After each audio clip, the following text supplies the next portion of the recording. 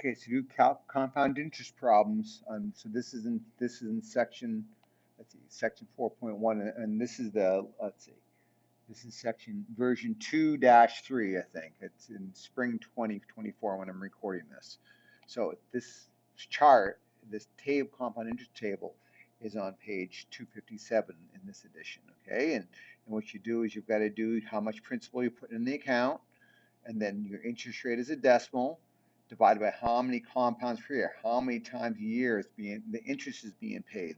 So I have this chart up hanging in my classroom here at Oxbow, and what it is if it's semi-annually, if they're paying you interest twice a year, right, and quarterly would be 4 times a year, and monthly would be 12 times a year, and 52 and daily you'll never see.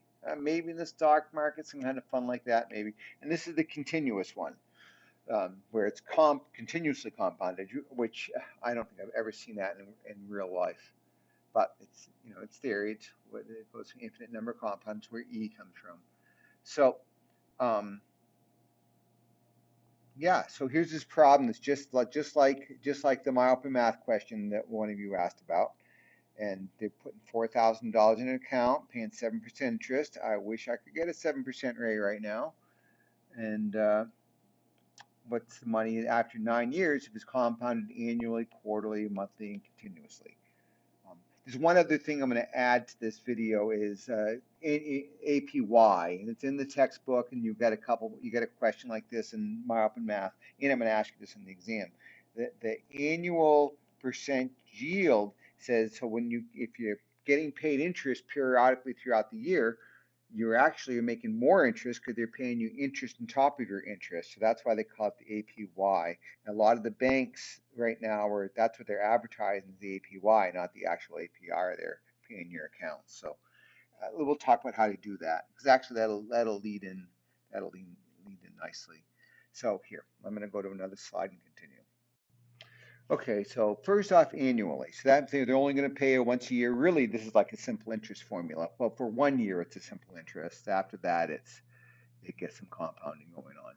So looking at that formula, we know the $4,000 is getting put in the account, and we're getting paid 7% each year. So so if you think about that compound interest formula, I'll set it up just like that. A 7% is a decimal, is 0.07, but they're only paying interest once a year. And since you're paying it once a year, the K that goes in both places times 9 years. So basically this becomes 4,000 times 1.07 to the fourth power. Okay, and I'll do the answer just because I got a calculator here. And so 4,000 times 1.07. I would be careful doing this on a phone calculator because they don't always follow order of operations. I'm getting 52, 43, 18. Now, 7% interest will actually accumulate.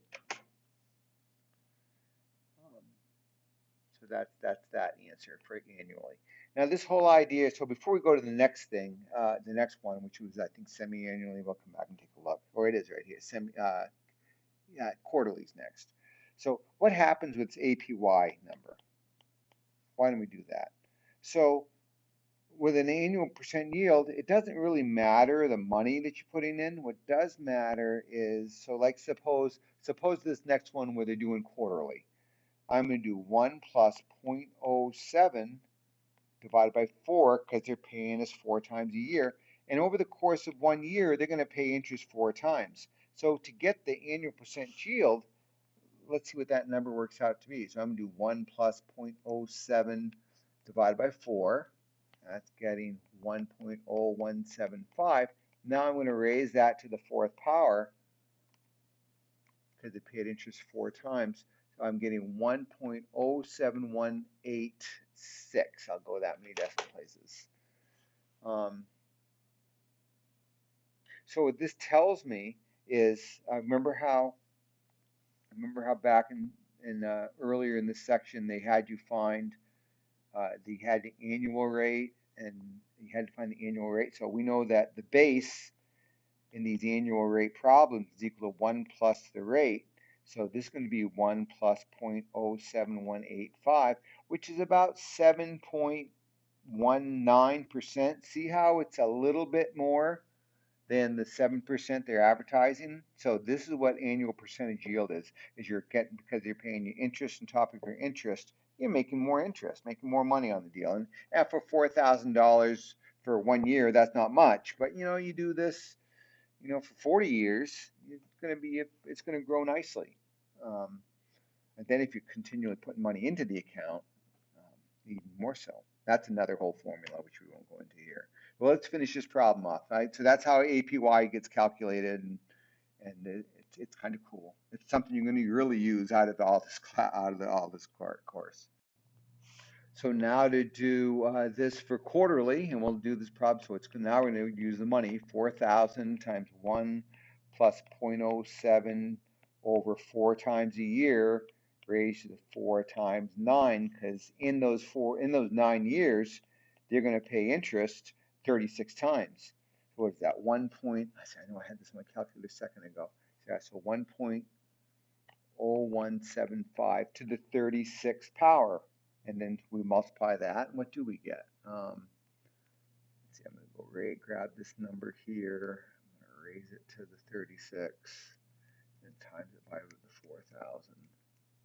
So that's equal to 7469.63. And what was it for the annual rate? Do I still have that on this calculator?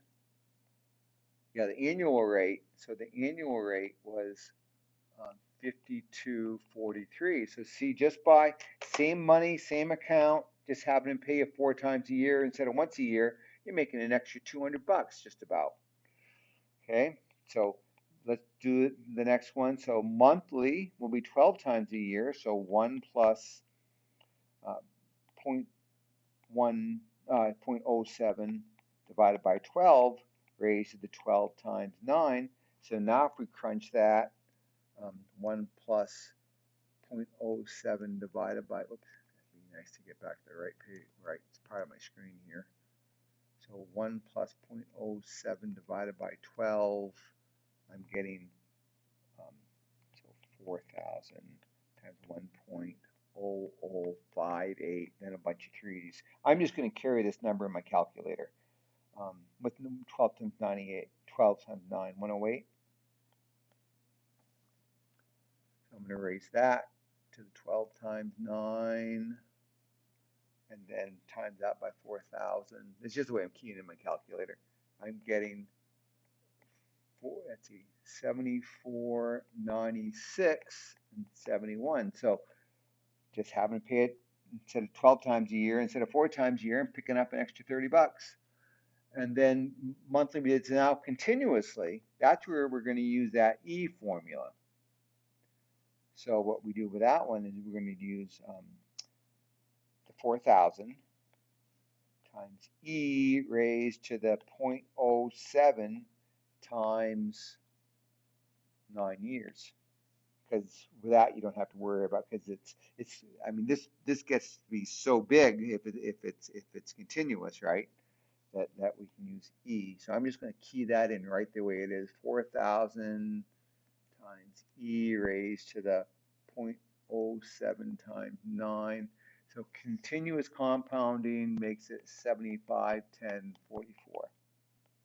So the lesson this is supposed to teach you is that if the interest rates are the same, look for the account that pays you interest more often in the year.